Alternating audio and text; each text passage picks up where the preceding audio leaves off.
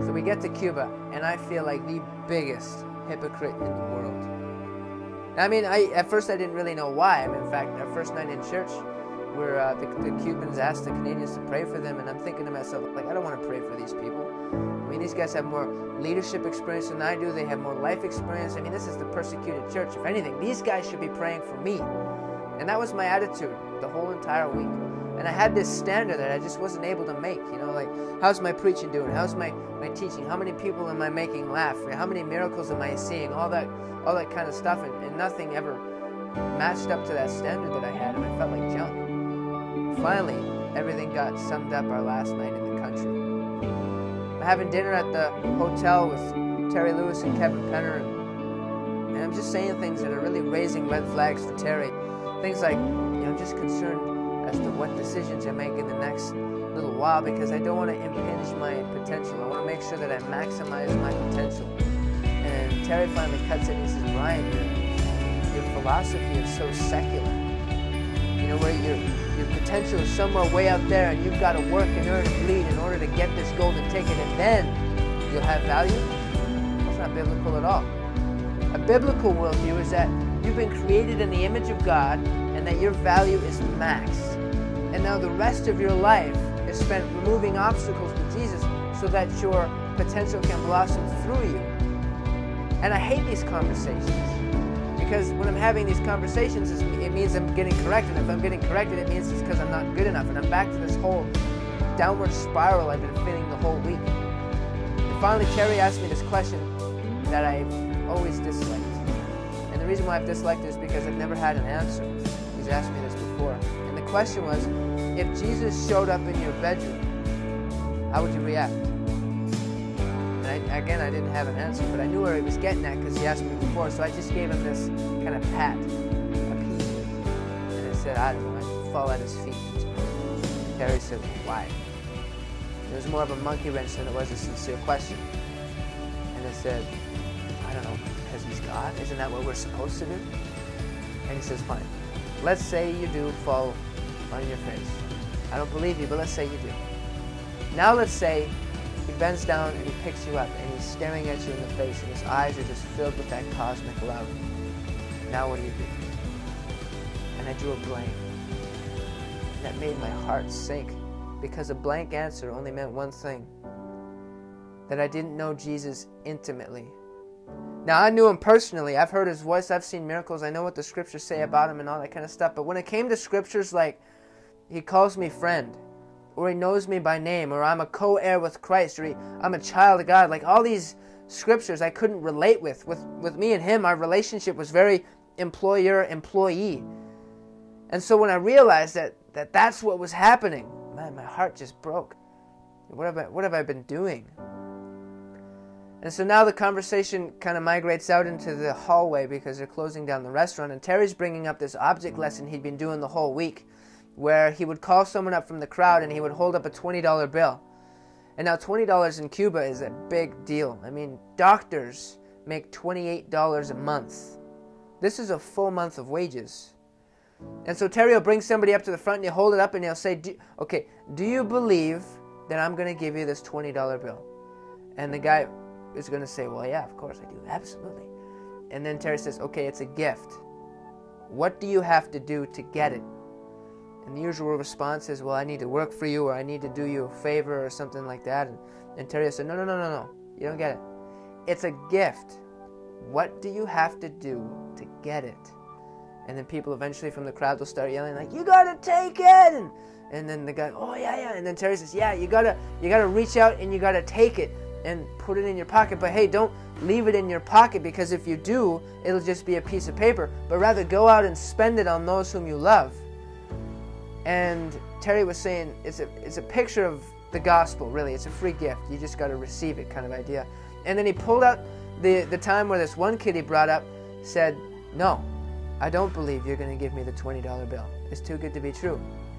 And Terry said, Brian, I so desperately wanted to give that boy that $20, but I couldn't force myself upon him. And you know what? God is the same way. He's sitting on the edge of his chair and he's just itching for you to just call out to me. And he'll snatch you up so quick that you could barely even fathom it. And I'm thinking, at this point, I'm getting upset. I'm getting mad. And I'm saying, Terry, if God is so willing to snatch me up the way that you say He is, how come whenever I've reached out, or I've done this, or I've prayed that way, or I've gone here, or I've given that much, and all these kind of things, I've never had that experience where He showed up the way that you says He would? It'd be so I feel like I'm being mocked by God right now. Like, here's the $20. Oh, just kidding. I mean, what do I have to do to get it? And Terry's like, Brian, you don't understand.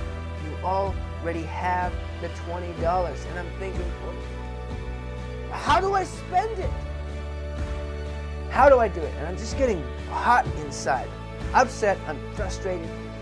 And so now the conversation's taken up to one of our rooms, and Terry's on the bed, and Kevin's in the chair next to me, and I'm in the chair, and I'm just at the end of my rope. And I'm upset, and these guys are looking at me, and I don't want to be looked at right now. So, I just close my eyes, and I close my eyes, and I start to cry, real slowly.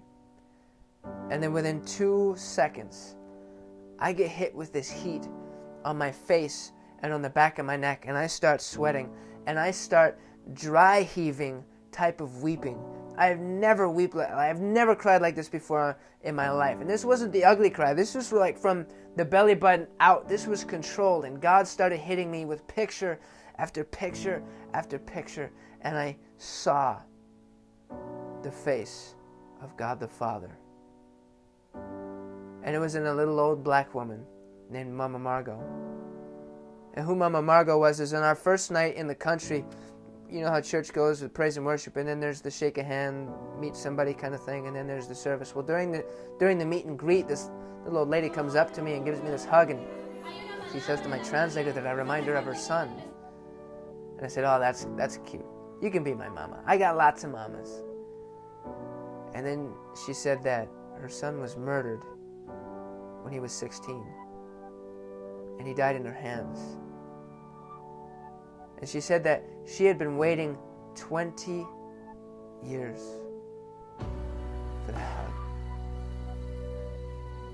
Now, my parents love me, but they've never had to experience my death, or 20 years of daily wishing and hoping and begging and yearning, and then finally just getting that one last hug. Could you imagine the emotions that were happening there? And God showed me that picture, and He said, that's how much I love you. And I lost it. Just lost it. And the reason why He showed me that picture first is because that was the least intimidating way He could show up to me. In fact, He had to show up with that picture so He could grab my heart, so He could work around one of the emotional barriers that I had, which was receiving love from father figures. Now, when it comes from little kids, girls, moms, peers, I can receive love. But when it comes to father figures, I've got this stiff arm out, and I don't know how to put it down, and I don't want it there, but that's what was there. It's affecting, father-son relationship, obviously. And so He got my heart with Mama Margot, worked around that wall, and then the picture went into the context of Terry's question. What would you do if Jesus showed up in your bedroom? And now the picture was of me in my bedroom, downstairs by the sliding doors, hugging Jesus as that father figure. And the depth of healing that He was able to touch in my heart just wrecked me. And I can't describe what it was. In fact, I had a conversation with Jesus. I'm totally okay sounding insane right now, because I know what I experienced, and that's totally okay with me if you think I'm crazy. But I had a conversation with Him, and I can't actually describe what that conversation was like, because it's not back and forth like you and I would have in that terms of dialogue. No, if I could describe it, I would have to use the word light. When you're in a room and the light's on, and the light's on you, and you're in the light, and it's just kind of there, like when you're walking, you can see everything. Nobody has to describe it to you. Well, that's what it was like. We were having 10 conversations at the same time. And I was asking about evangelism, and I was asking about prayer, and I was asking about all the painful times of my life. I said, in those times where I was crying out for you and you weren't around, like what was happening? Where were you?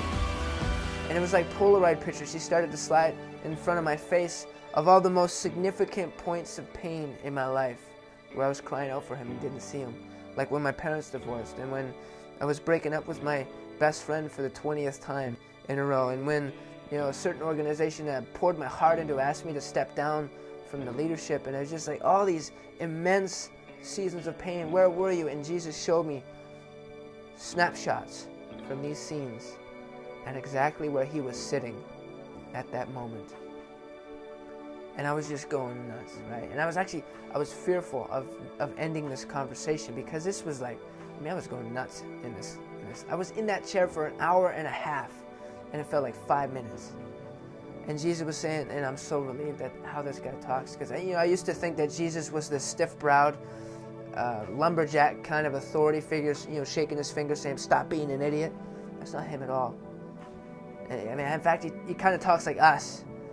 Anyways, to make a long story short, everything that was a pipe dream and a maybe someday type thing, like, yeah, I could probably do that, that was all highlighted and said, no, this is it. This is what you're doing. This is your purpose.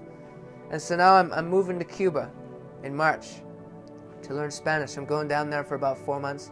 I'm going to come back here, tie up some more loose ends with business, and then I'm going to be shipping down to Guatemala, and I'm going to be working with this ministry in terms of whatever they're doing down there, and I have no idea what's happening, but this is kind of it. He said, this is what you need to do. It's like I've been shown the door and the sign above it that says, enter here, and I'm just to go. And so this is the adventure I'm about to step on, and I just wanted to share that with you because my life is forever changed. And he showed me the reason why I was such a left foot that whole week prior. Not good enough, not good enough. Well, that was a term that I had been running from my entire life. I'm not good enough. And he showed me in that week, and then in that moment, he said, Brian, you're not good enough. But that's okay. In fact, that's the point. I don't pick the good ones. And so he showed me that so he could highlight to me that this experience is available to every one of his kids. So I can't go and say, hey, I'm better than you, and that's why God showed up. Or say, hey, this is the formula that you need to do in order to have that kind of experience. He said, no, you can't earn it. You are not good enough, but that is what I want for you. If you haven't had that yet, if you are employer, employee, and you're stuck in that at a job with Jesus, I want to tell you that there is more available. Now, when it comes to how to get that, I can't answer how, because, that just makes God fall out of his chair laughing. All I can let you know is that you come to the end of yourself, and that's where you meet him. You just got to stop trying to be good enough. Realize that you're not. And once that sinks in, then he's finally able to get your attention. But I know personally how much he loves you. And it is so deep, and it will floor you once you get it.